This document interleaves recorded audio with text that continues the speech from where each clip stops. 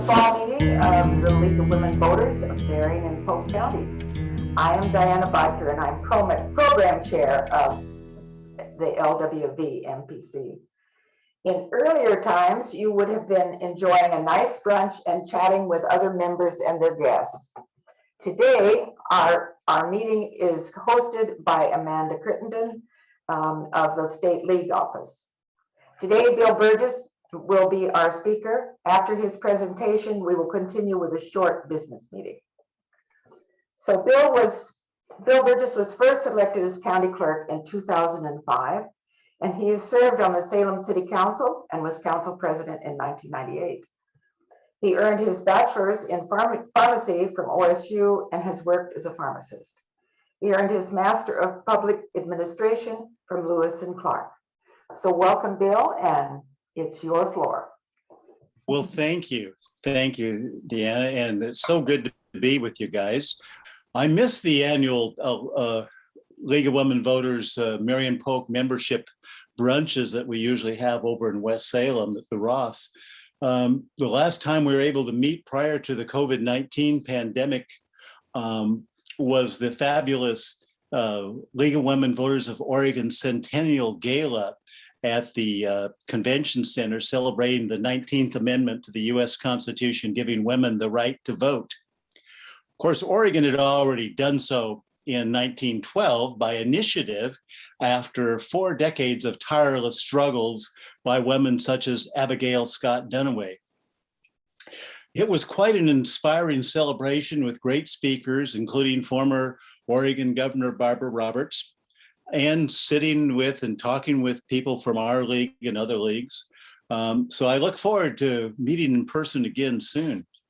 As a pharmacist, nationally certified in vaccine administration, as well as a public administrator, I fully support that Oregon Governor Brown, the Oregon Health Authority, and the Marion County Commissioners and the Marion County Health and Human Services Department, I support what they are all doing to combat this COVID-19 pandemic. I just lost a childhood friend to COVID the Thursday before last, and I just spent 2 hours on the phone with his wife last evening. I remember the sound and astonishment when in high school we would put tacks in the piano hammers at Orangethorpe Christian Church, caused quite a kerfuffle. Another dear friend has been in the Salem ICU hospital with COVID since the beginning of this week, so I'm really okay with today's safe Zoom format. The League of Women Voters are very savvy about elections. So here's a quiz for you. It uses the same question asked of 1,000 Oregonians selected by the Early Voting Information Center before the 2020 general election to track opinions in the state about election integrity and resilience in the face of the COVID-19 pandemic and a historical presidential election. The questions, Amanda, you can start putting the questions up. There's 9 questions, and you get to answer with your mouse. And at the end, we'll go through that and see how you did compared to the other 1,000 and compared to what the real answers are. Of course, the first 3 questions, there is no right answer. The first question is, how confident are you that votes in Oregon will be counted as cast?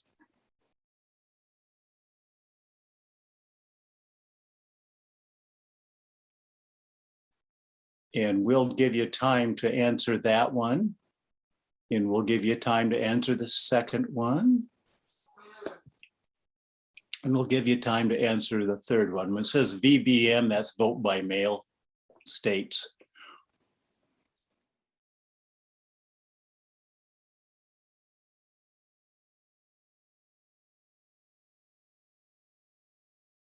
Okay, now we've got 6 more questions for you. These are easier. These are yes or no questions. Is the voter's pamphlet fact-checked? Is a ballot postmarked on election day counted? no matter when it comes in. Is a ballot without a We have price. new laws, don't we, Bill? What's that, Gene? Do we have a new law in effect now? Yes, this was based on 2020 law, so you'll need to answer it based on 20 law 2020. Okay. during the last election. But you're so right. You're giving away the Okay. answers.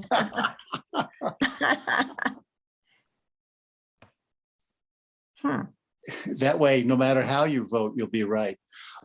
Is a ballot without a privacy sleeve or privacy envelope counted? I know that one. Good. Can Oregons vote in an outside county, a county other than which they are registered in? Can Oregons vote in person? And does Oregon audit election results?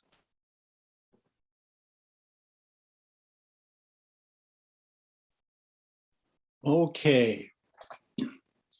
Well, Lee, thank you for doing the survey. We hope you enjoyed the quiz. We'll get back to it before the comments and questions session. Some answers will be revealed in this talk before then. Vote by mail elections in Oregon are secure, safe, accurate, and audited. When former Republican Secretary of State Bev Clarno was asked on 60 Minutes before the 2020 general election what she thinks when she hears claims that vote by mail is dangerous and subject to fraud, she said, "Try it. You might like it." Actually, she told me about that interview. It happened in her garage, and I guess it lasted over an hour for the couple of minutes that ended up on 60 Minutes. Oregon is the pioneer in vote by mail. We've been doing and perfecting this a long time. Voters determined by almost 70% in 1998 to move exclusively to vote by mail, with the first national and statewide elections free of polls in the year 2000. However, Lynn County Clerk Del Riley conducted the first vote by mail election in Oregon on November the 3rd in 1981, including 2 school district levies and 1 city charter revision. Oregon has a history of innovation. We were the first state to allow citizen initiatives and referendums on the ballot in 1902. We were the second state to allow recalls in 1908. And voters enacted the direct primary in 1904. Some states still have caucuses and other ways of determining their primary, but we decided in Oregon that we wanted the voters to determine that. We may have been the first state to provide voters pamphlets. We are among the first adopters to offer online voter registration. www.oregonvotes.gov is a very easy site for somebody to check and update their voter registration, and even to see if their ballot has been received. And in 2016, we instituted automatic voter registration through the DMV and Secretary of State's office. Early advocates were, of course, then Secretary of State and now Governor Kate Brown, and Lynn County Clerk Steve Druckenmiller. A little bit of a, you think of Lynn County as being one of the drivers for some of these changes. We went from about 66% of eligible citizens registered to vote to 93.7 or almost 94% in the November 3 general election. And even with such an increase in voters, we still saw an 82% turnout statewide for that election. Voter turnout is a gauge of people caring about their community and believing that their voice matters. And when I say 82% turnout was really great in that particular election, when you look at the people that were registered automatically, 85% of them never sent back a card saying what party they wanted to be. So they were in the nonpartisan category. Nonpartisan category voters do not vote in as high a numbers as the people that pick a party. And then we also found that the nonpartisans that have been automatically registered don't vote as high a rate as the other nonpartisans that had chosen to be nonpartisan before automatic voter registration. But the absolute numbers are up high too. So this is really great. In fact, in the presidential election, the 18 to 24-year-olds, the folks that we don't think vote very much, at least in Marion County, they turned out at about 60%. So that is really, really something. Vote by mail is safer than going to a polling place during COVID-19, during this pandemic. Yet our clerk's elections office was open during the pandemic for people that needed to come in for an early ballot due to being away from home during the 20-day mailing window. Voters can pick up ballots as soon as we mail to military and overseas voters, and we do that about 46 days before Election Day. We are equipped with face masks, gloves, sanitizer, and plexiglass, and we enforced social distancing. We opened up the senator hearing room downstairs. Our elections office is on the second floor, but we opened up the senator hearing room as an early voting center a week before Election Day, staffed with non-clerk county employees, volunteers, with private security, sheriff's deputies, and regular clerk staff to issue replacement ballots and to reactivate voters previously inactivated and thus not mailed a ballot, generally due to an address change or not responding to a letter about a signature issue at a previous election. And we issued ballots to voters up until 8 p.m. on election evening. Besides being more convenient for last minute voters, this use of the first floor senator hearing room reduced crowded elevator and hall traffic on the second floor. And we had contingency plans in case we had a lot of people come in at once, to where we would wrap people around the building downstairs. We didn't have to do that. But we had to have the plans, we had to have the staff, and we had to have the signs ready just in case. So again, due to help us with COVID, the senator hearing room worked really well as an early voting center, and then even Election Day voting center. Vote by mail is so convenient and accessible for people with disabilities, the frail, and people with transportation, employment, child care, or health issues. The May primary was the first time Oregon offered postage-paid ballot return envelopes, and we saw a change.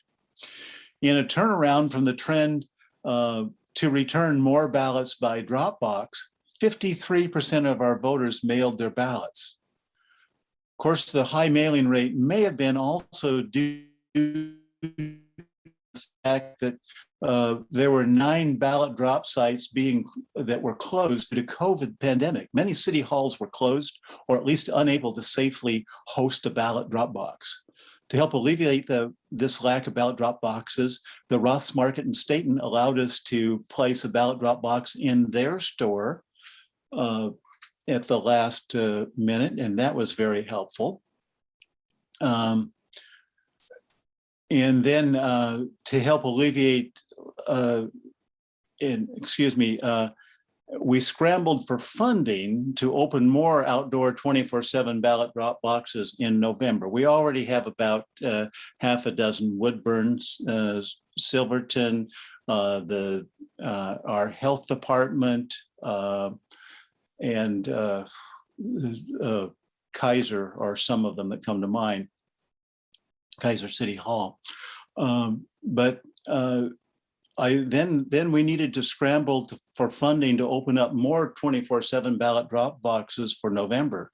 At the 11th hour, received funding from both the Center for Technology and Civic Life and CARES Act funding from the Secretary of State to install and open 24/7 ballot drop sites at the Staten Library and the cities of Turner, Jefferson, and Hubbard.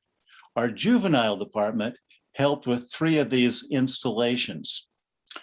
We have since opened 24/7 ballot drop sites in the cities of Amesville and Donald, and we plan to install more 24/7 ballot drop sites in Jervis and Sublimity, as well as in Salem. Waiting to the last, there was a nationwide demand for ballot drop boxes. And so when the funding came in late, we weren't first on the list to, even though I had tried to put an order in earlier, we had to wait. So that's why we're still putting up ballot drop boxes. Last November, almost 70% of ballots were returned, though, using ballot drop sites. Less than 25% were returned by mail, quite a turnaround. The rest were returned over the counter in our office, almost 8,000 over the counter in our office, or by email, 462, or from other Oregon counties. There was concern that mail might be delayed.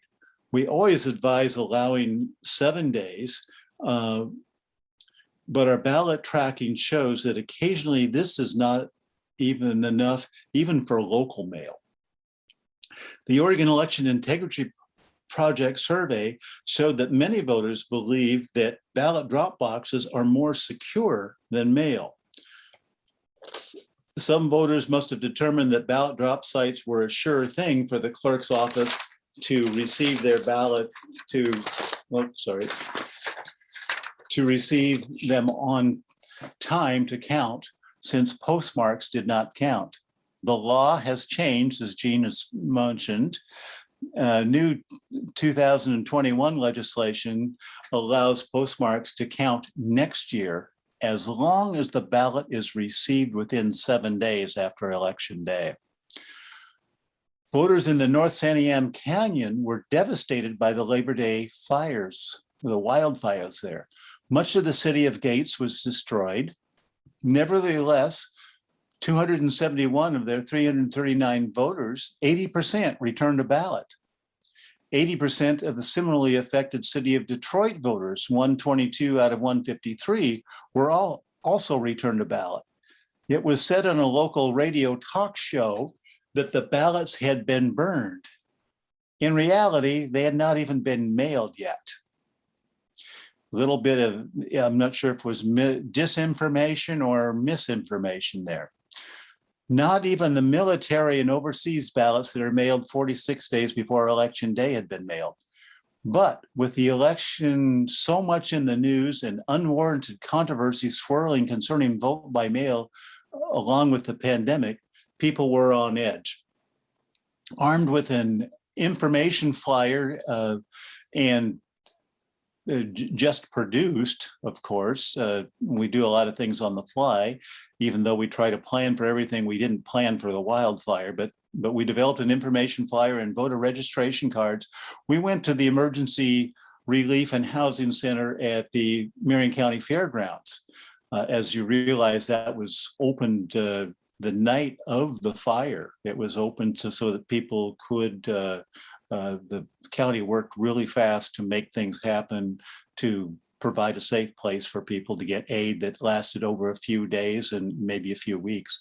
We monitored, we wanted to be sure that people there had the information they needed, so they wouldn't have to worry about their ballots or their mail.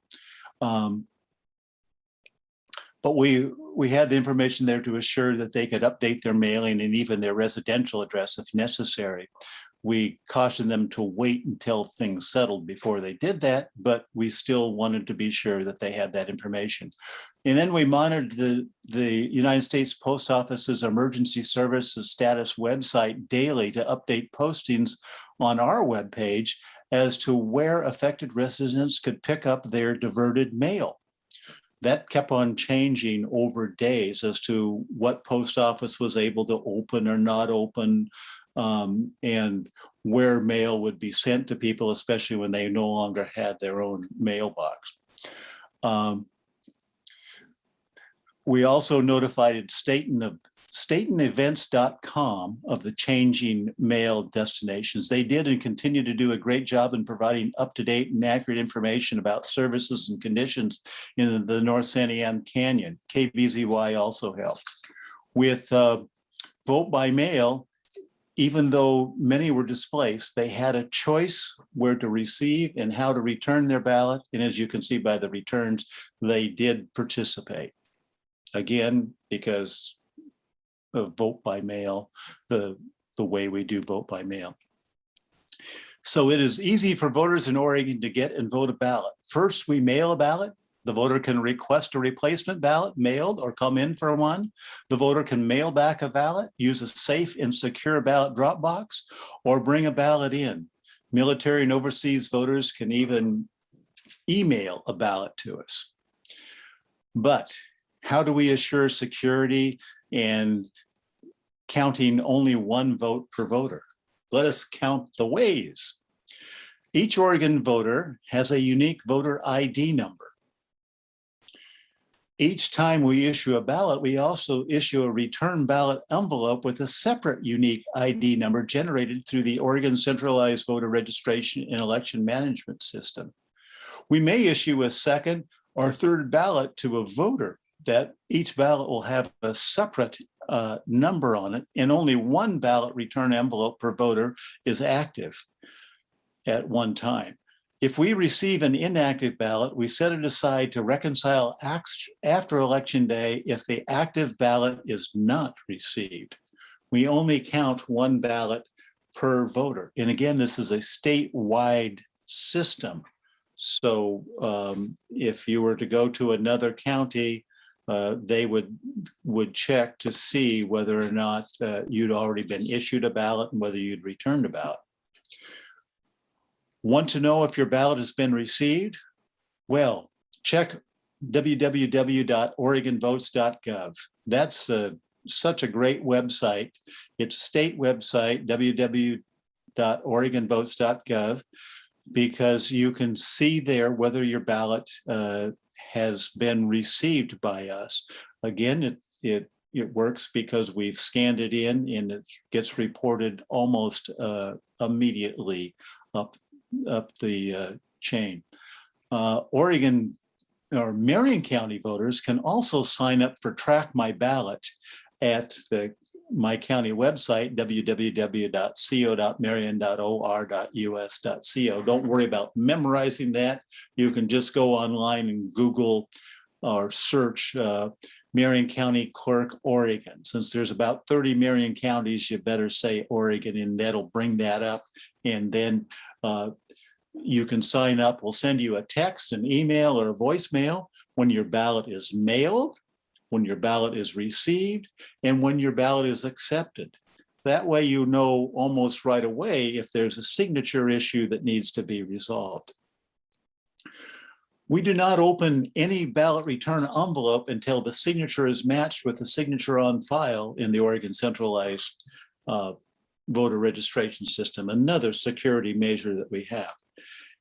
If the signature matched, the ballot envelope is opened, generally by machine, and then the ballot is removed by an election board worker, opening board team, using a procedure that protects voter privacy.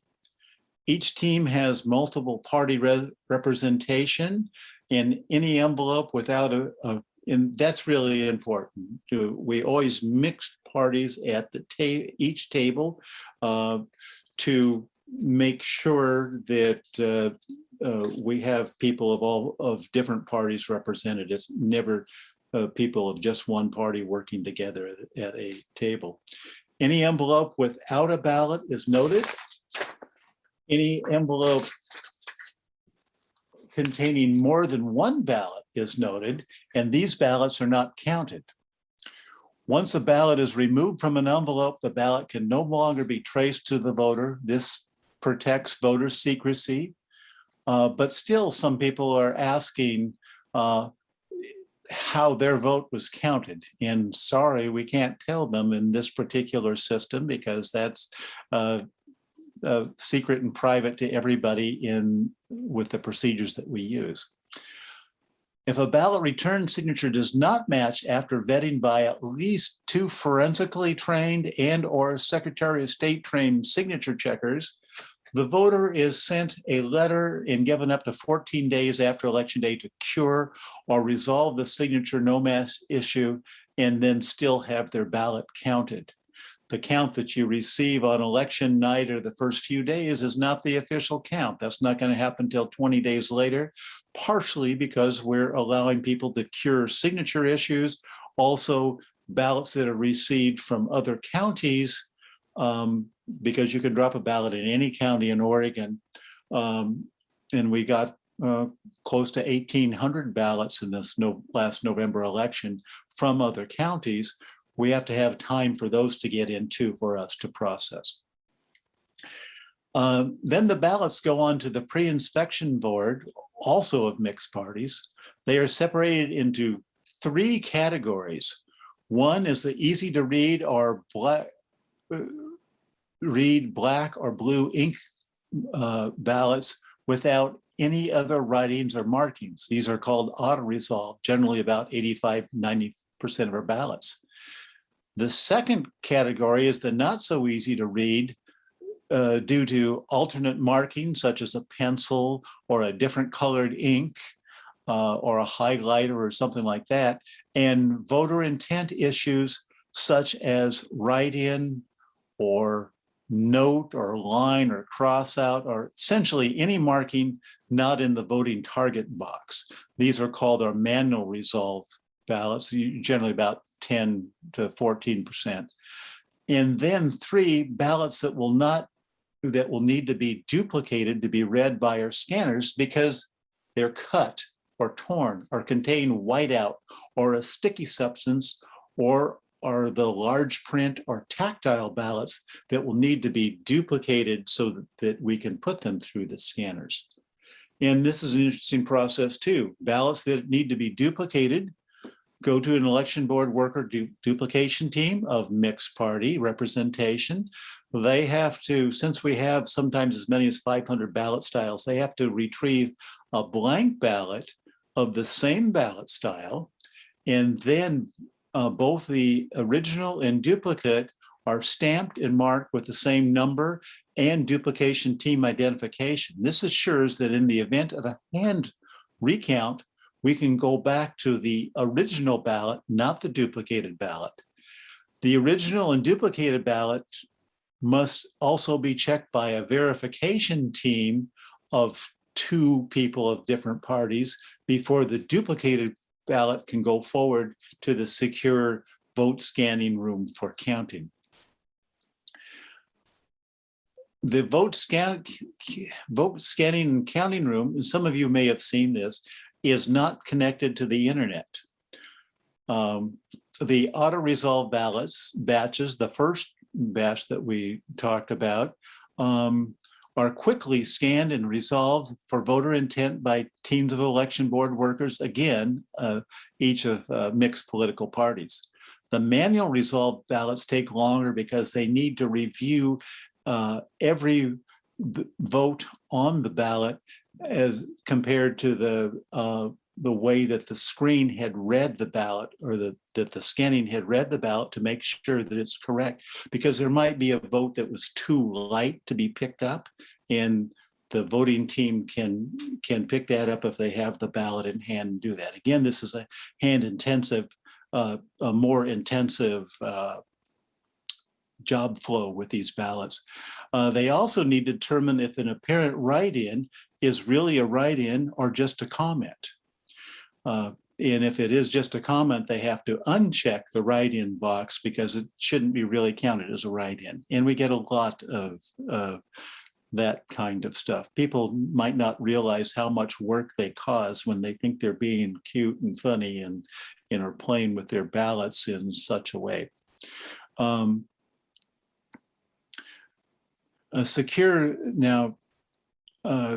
These scanning machines are really not counting the ballots, and we're doing this up to a week before Election Day through Election Day and afterwards.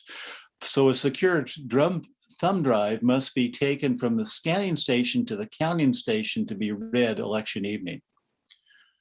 A report is printed, then another clean USB drive is used to take out of the room and post results on the internet outside of the room.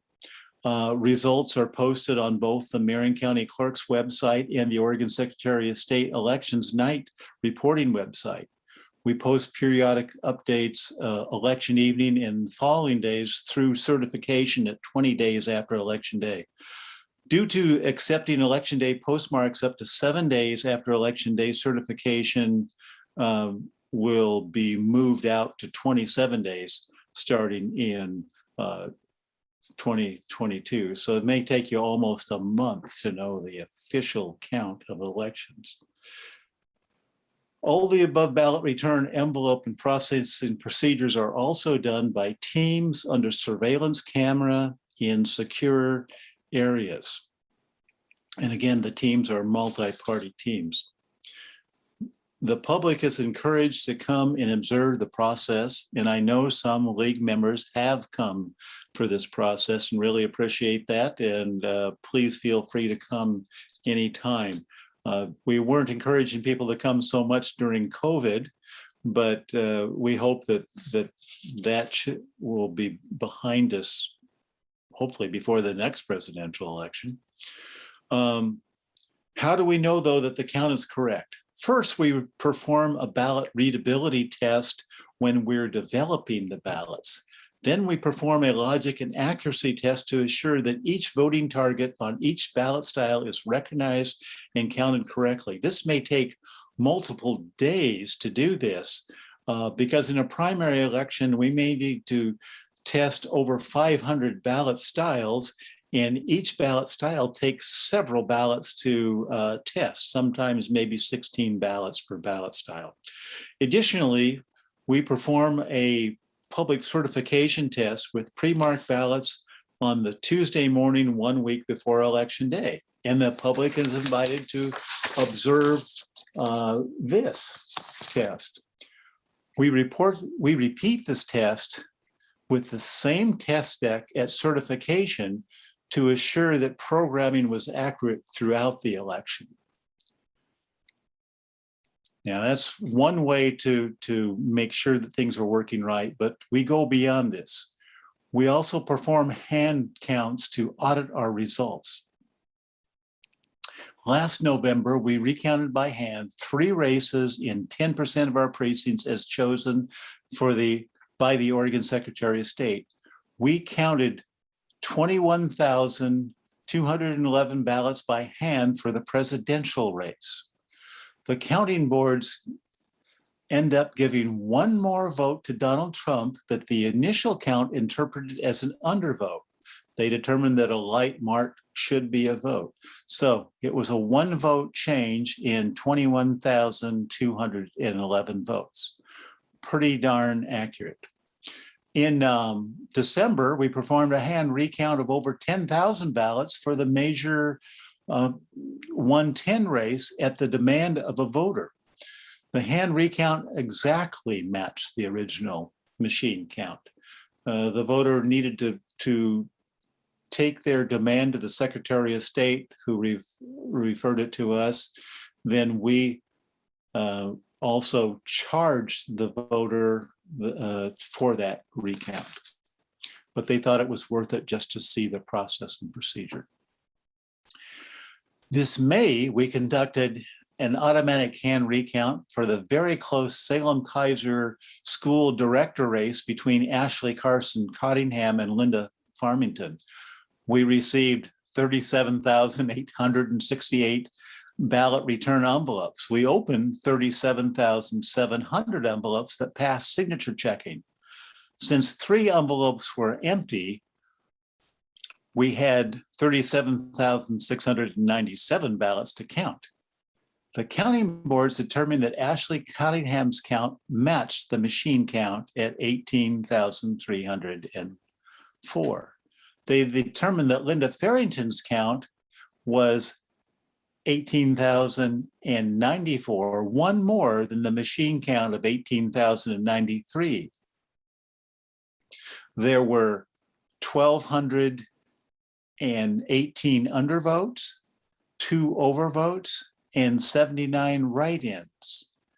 Adding Polk County, Ashley won by 71 votes out of 45,146 votes, a 0.15% margin, or 0.157% margin. So every vote does count.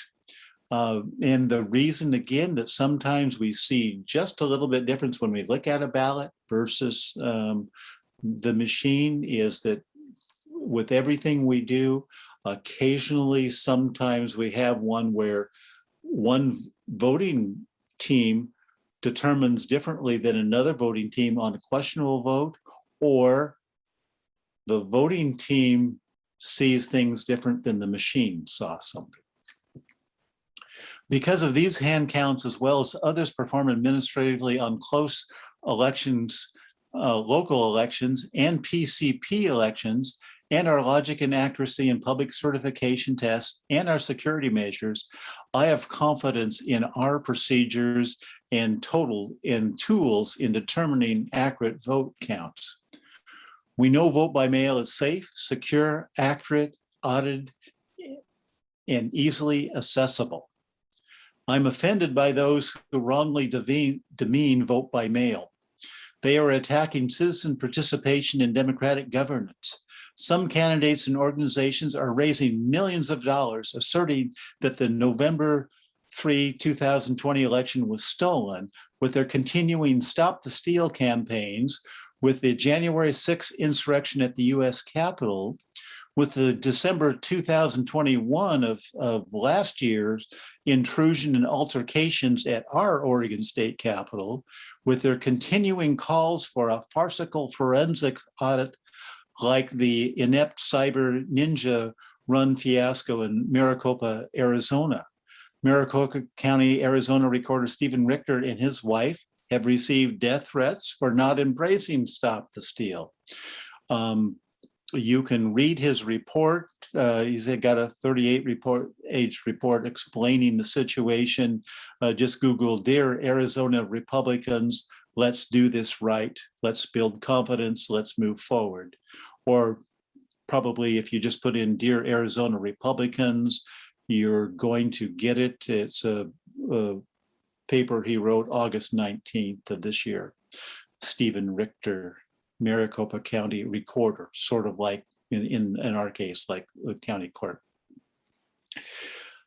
The family of Republican Michigan State Senator dairy farmer Ed McBroom, chair of the Michigan Senate Investigatory Committee that earnestly looked into the highly publicized claims of fraud in Antrim County and found none, also received death threats. You can read about this in the Atlantic, June 30, 2021. He feels his family is well armed, but was disconcerted that neighbors would relay such threats.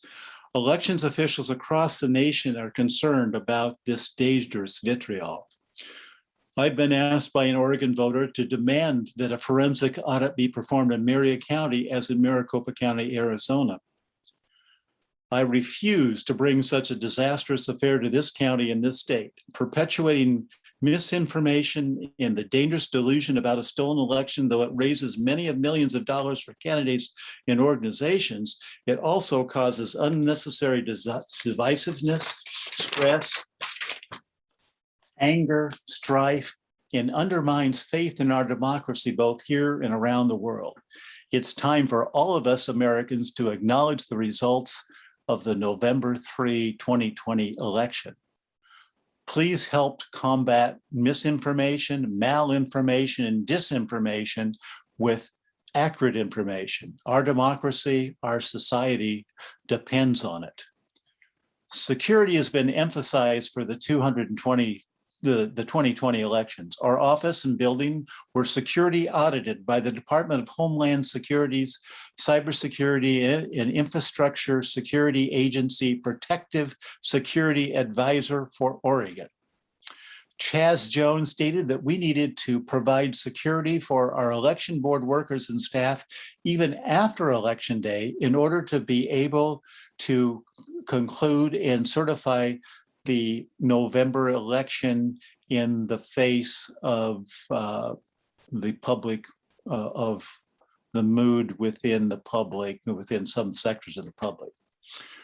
We made and continue to make changes. We increased private security in sheriff's coverage for the 2020 election. The county has been increasing cybersecurity over the last 4 years. Our staff has been involved in cybersecurity and de-escalation training. We have had statewide and nationwide tabletop exercises on cybersecurity, working through various scenarios. I've been a member of the State Information Sharing and Analysis Center since just after the Department of Homeland Security designated election to infrastructure as an essential infrastructure for protection in 2016 as our banking, utilities, dams, and other essential infrastructure. The 2019 U.S. Attorney General Special Counsel Robert Mueller report on the investigation into Russian interference in the 2016 presidential election cataloged attempts by Russian military and others to get into U.S. elections systems during the 2016 presidential election. These reports also detailed Russian military antics on social media designed to discredit elections and democracy, thereby attempting to discourage carefully targeted citizens from voting. The Russian military also advocated for one candidate, even to the point of organizing large rallies for him, as documented in this report. I joined, so with this report, it really opened our eyes to the fact of the threats before us. I joined the Election Infrastructure Information Sharing and Analysis Center at its inception. So have other Oregon County clerks and county IT departments. The Oregon Secretary of State has provided every Oregon Albert sensors to monitor internet traffic and to share information with the Election Infrastructure Information Sharing and Analysis Center, actually in New York. This is to alert us, looking for patterns and to alert us for problems. The situational awareness is really important. Assessing and improving security has become a reiterative process. Maybe we're always going to be having to do this. Thank you for letting me share about vote by mail election administration today. You have an invitation to come and visit my office and observe our process. Now let's get back to the quiz and see how you did. Then we'll open up for discussion and questions. I must state, these questions were developed by the Oregon Election Integrity Project, conducted by the Early Voting Information Center at Reed College, Portland, Oregon, directed by Professor Paul Gronke for the Oregon Secretary of State Elections Division. The survey included 1,000 people representative of registered voters in Oregon based on their age, gender, race, and education, and weighed also by region. The purpose of this project is to better understand voter perceptions and to identify areas that we can address to improve communication and trust. So let's see how we did. Oh, look at that. That is so cool. How confident are you that votes in Oregon will be counted as cast? 100% are very confident. This is, let me tell you what other folks have said. I suppose we'll show that later on, 49% of Oregonians were very confident and 81% were somewhat confident, giving us an 80% confidence profile. But of course, the league members know what's going on. So that makes a difference. Okay, how confident are you in non-vote by mail states or polling states? How accurate will their votes be cast? 43% of you are confident and 57% are somewhat confident. You better scroll this down, and that's all of it. Okay, so altogether, you're all confident that those will be cast correctly in other states. The sample of Oregonians, only 65% were confident that they will be counted correctly in other states. And now go on to how are confident that other vote by mail states, which would include Utah, Colorado, Washington, and Hawaii. How are you confident are you that they will be counted? You say 71% to 29, 71 to 29% confident. So you're all confident that they'll be counted properly. The poll of other Oregonians, only 76% thought that they would be counted. No, excuse me. With vote by mail, only 65%. Only 65%, I'm sorry, 65% thought that vote by mail in other states would be counted accurately. They've 76% thought that the polling would be counted accurately, and 80%, of course, that we would be counting as that Oregons would work. An interesting thing too in the survey that we hadn't asked you was there's another question of confidence in nationwide counts. I'm not sure why there's such a difference, but confidence in nationwide counts, Oregonians, 19% were very confident and 44% were somewhat confident, saying 65% were confident in nationwide counts. Is the voter pamphlet, let's go on to the next one. Is the voter pamphlet fact-checked? Boy, you guys did much better than the results. Only 14%, it's not fact-checked, and only 14% of the other folks knew that it's not fact-checked. And here you've got a higher rate knowing that this is not fact-checked. So you do have to take everybody's statement with a grain of salt. Everybody's got the same 325 words for their voters pamphlet statement and maybe about 400 words for their argument. But no, they're not fact-checked. Is a ballot postmarked on election day counted? Well, you're both right, because it wasn't counted. We've spent 20 years since vote by mail explaining to people that postmarks do not count, yet with the survey, 40% of the people thought that postmarks did count, and they no longer, of course, you know they don't, but you know that next year they will. So either answer you put is a winner there. I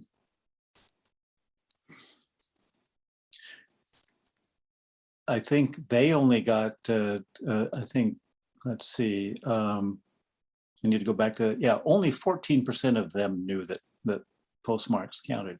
And you wonder about a campaign for 20 years. We just weren't as effective as we thought we were. Huh? Is a ballot without a privacy sleeve or security envelope counted? The 30% of the survey people said yes, 38% were unsure, and 32% said no. In this case, I better pull this up here. 100% of you knew that that the security envelope was not necessary. The one thing that is somewhat confusing, each state is different. Some states, instead of signing the outside envelope, people have to sign the security envelope on the inside. So it would be different in another state, but in our state, great to know that you don't need to do that. Can Oregons vote in an outside Oregon county?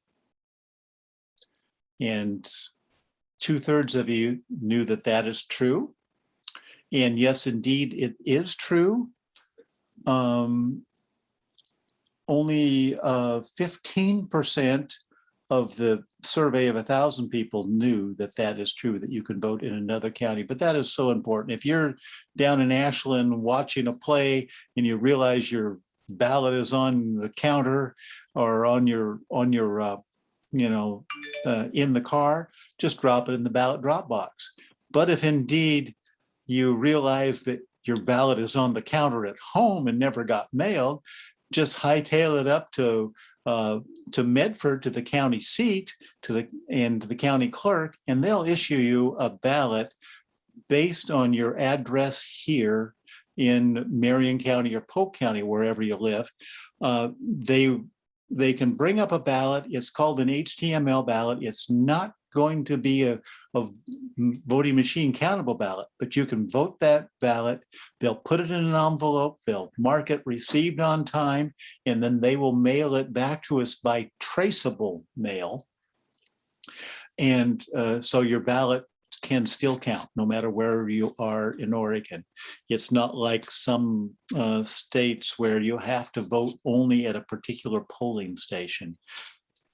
Every county clerk's office is a, in quotes, polling station, and they're all open to you, to any Oregon voter. Can Oregonians vote in person? Well, let me bring this up here and see what you said. All of you knew that Oregons can vote in person. That's a little bit different than the survey. The survey only 30% knew, 35% knew that Oregon can vote in person. We see that some people feel better if they deposit their ballot in our office. Some people feel better bringing their ballot in, using a voting booth, and filling out the ballot in our office, and that's all right too. And then of course, the people that don't have a ballot or misplaced it, we're going to issue them another ballot up to 8, as long as they're in line, up to 8 p.m. on election day.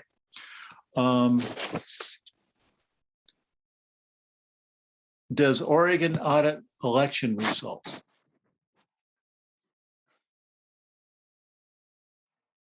You did so much better than the poll of the 1,000 people. Only 50% knew that we audited election results. And in your case, you all knew that we audited election results. And that was before we even talked about it in the talk. But you guys did excellent. League of Women Voters know what's going on. And League of Women Voters know how to get the message out to other people, to the non-believers. So thank you for continuing to do that. You can get this report too. It's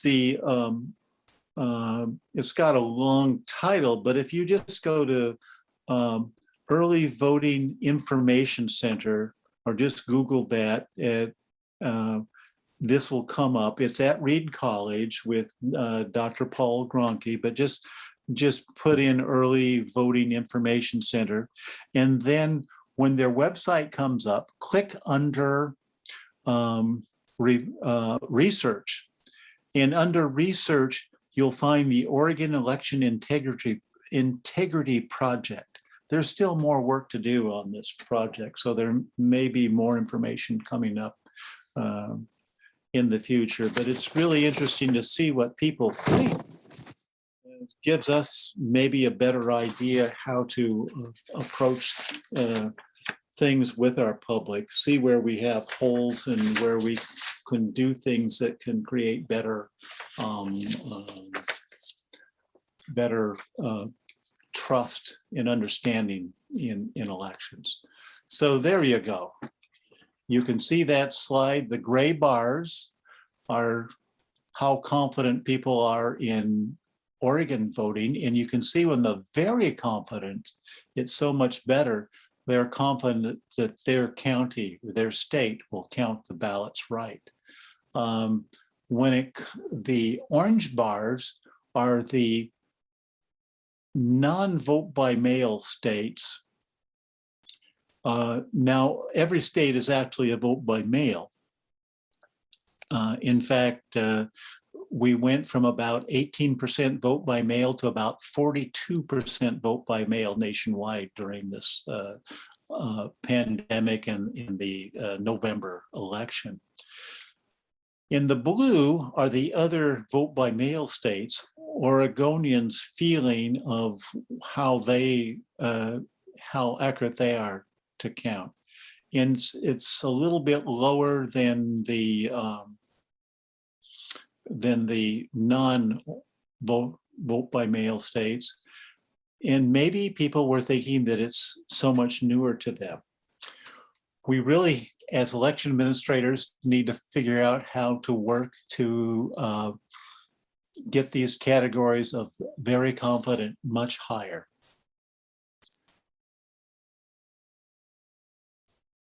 Any questions on that particular? Oh, here's the next graph. Okay, this next graph, it's maybe a little hard to read, but the red number is percentage, is the incorrect number.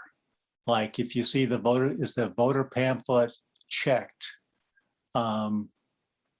you see about 35% incorrectly said yes, and another 45% or 48% said they weren't sure. Is the ballot postmarked on election day counted? 40% thought yes, indeed it was counted, and another 32% weren't sure. Is a ballot without a privacy envelope counted? A little over 30% thought it wasn't, and about 36% were none sure. Can Oregons vote in an outside county? You know, that one they were much better at. Only, about 12% said no, but again, over 50% didn't know. Can Oregonians vote in person? 30% said no, and another 35% didn't know. So only about 35% got that one right. Does Oregon audit election results? Looks like that one they were better at, maybe 5% didn't think we did, and another 45% were unsure. But again, you guys rocked on this one. So let's open it to, hopefully everybody's still awake. Open it to any questions or concerns.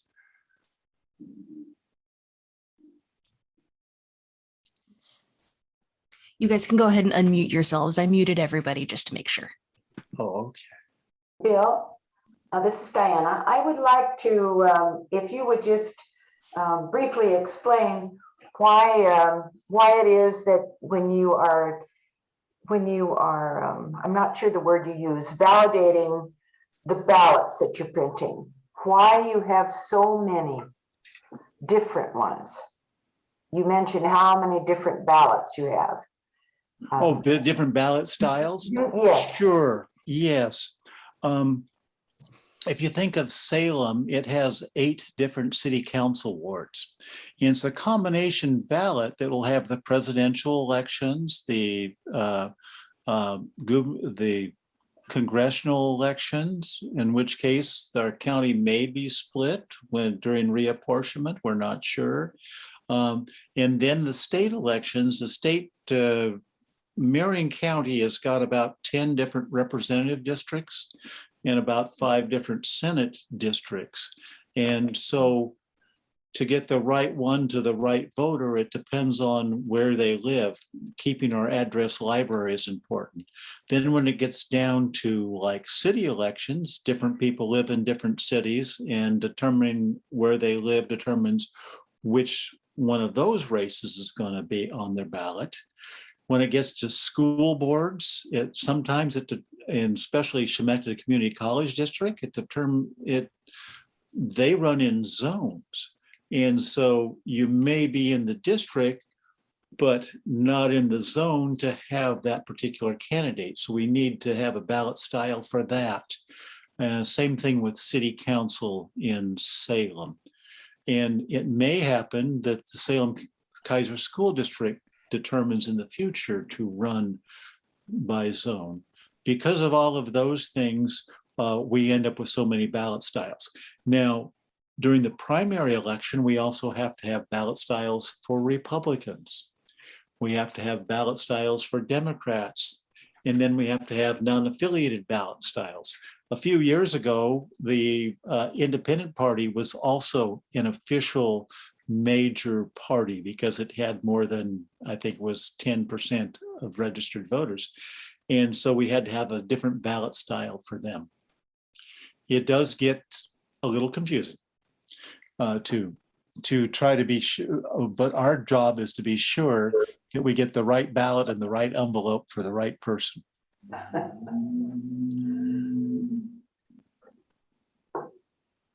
This is Janet. I have a question. In Pennsylvania, I think it is, they've sued the state secretary of state, I guess, for all the voter information, private information. What in Oregon can people find out about a voter? Name, address, and how they vote, or party? Not how they vote, excuse me, whether they voted, but. Yes, Jan. In Oregon, and that's to help keep the system open and accountable, help keep the elections officials accountable, as well as making sure that everything is transparent. In Oregon, the name of every voter is public record. The address of most every voter is public record. Whether or not a voter voted in a particular election is also public record. That way, the Statesman Journal or whoever wants to do a study can say, okay, it shows that these people voted. Let's call and see if they really did, and they can call and they can confirm that. Any other third party can do that. It's also so that people that are running for office or for campaigns can also see who's voting and who's not voting, so that they can know maybe who to talk to. It is also helpful in the last stages of an election, because if it shows that you've already put a ballot in, then you may not be getting so many phone calls and knocks at the door, because they would know that you've already voted in the particular election. So name, address, and party registration is also public. Things that aren't public are things like any voting disability. Your year of birth is now public. Your date of birth is not public, is no longer public. It used to be. And we used to have calls from collection agencies also asking if somebody was registered to vote, really wanting to find out if the address was right and all. And then they would ask for phone numbers, and we would not give them phone numbers. Phone numbers are in email. You can write on the form, but we are not going to put those things in the voter registration, on the voter registration card. Your signature is also protected from anybody copying it or making a photocopy of it.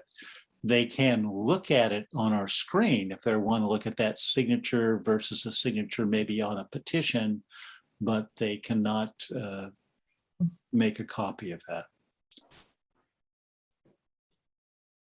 There certainly is discussion as to whether these things should be public or private, and there's certainly a lot more concern today than there was a few years ago about this. May go as long as 12. This may last until 12. I'm gonna go upstairs to practice. What about computer security? Are you having to deal with that? Oh, yes. Computer security, as I mentioned, our county has been working for the last 4 years on a 5-year plan to harden security. It involves updating, and it involves being aware of different types of threats, and the information sharing and analysis centers help us with some of that. We've actually had different trainings, employee trainings, to know what to click on, what not to click on. And so if you send us something and we don't open it up, give us a call, because we may have determined it may have been caught in our filters, or we may have determined that it was something we weren't expecting, and we're not sure whether it's safe to open. Actually, when some of our overseas ballots come in, actually all of our overseas ballots that come in, we send those to IT to look at the package first to see if that's safe to open that package. And they will, they run it through some security checks and then send it back to us to open. And with other things that we have questions on, we do that also. It's a never-ending and ever-changing field as we learn more and more about what to be careful of. And also, that's where the state has provided information to, and the situational awareness through some of the tabletop exercises have helped us. Just in case this happens, what do we do? Just in case that happens, because we know that there's a threat to the things that we even post up on the internet. We know that even if somebody were to change that, which has happened in other counties, not in Oregon, we know that we're going to have the last word and the final results at the end.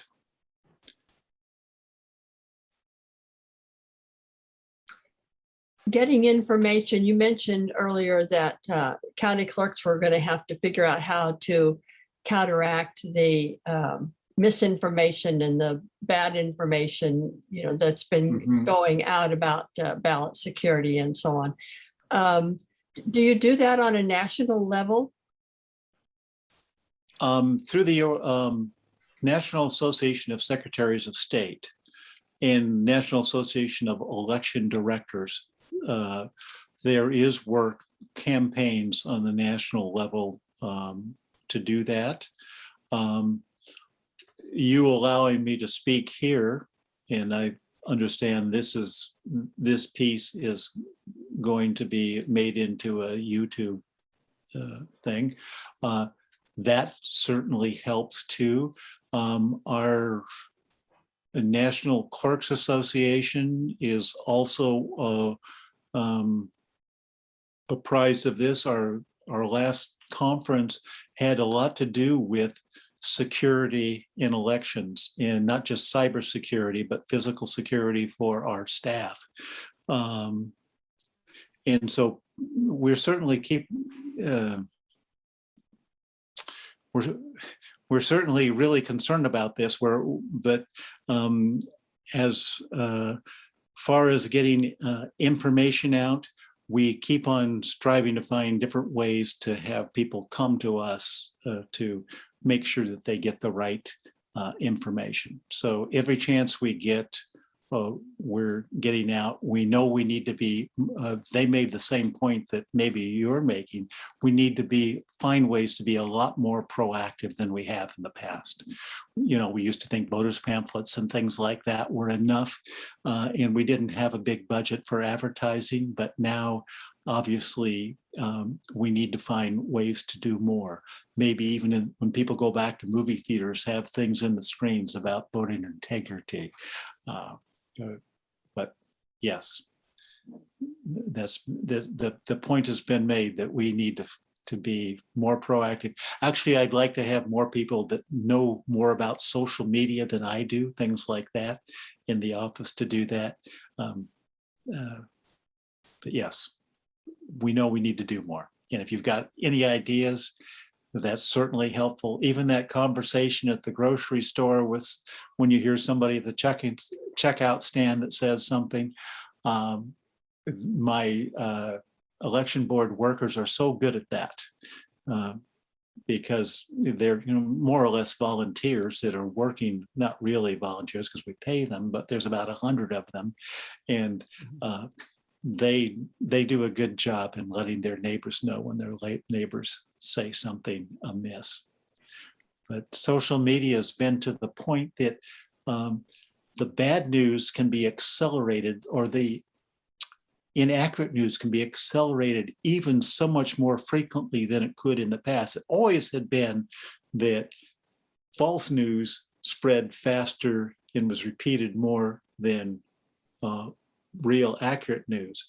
But the internet and the new social media sort of accelerated that to the point that some things that people would just have thought of as farcical are now almost accepted as real. And certainly any ideas you've got to help us in getting the message out will be great.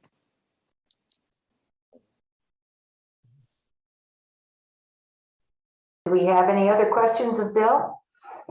Well, I just have one more comment. I remember years ago when we lived in California that there were cartoons. It was Goofy the dog did some cartoons of how to merge onto the freeway.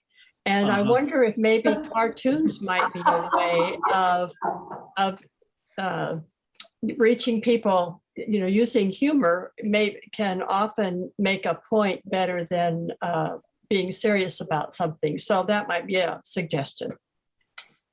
Oh, that is a great idea. Thank you. I love this picture of Goofy getting onto the freeway, watching and getting up to speed and everything to do that. Maybe we can certainly do that with voting. That way, Abigail Scott Duniway, sometimes she was criticized because she wasn't being too aggressive enough, because she used things like humor and cajoling and trying not to cause much offense when she was getting her message across. Whereas younger people said, no, you need to go out there, you need to march, you need to do this and do that. In reality, probably both were right, because different things reach different people. So yeah, thank you for that, that particular suggestion. Any other questions?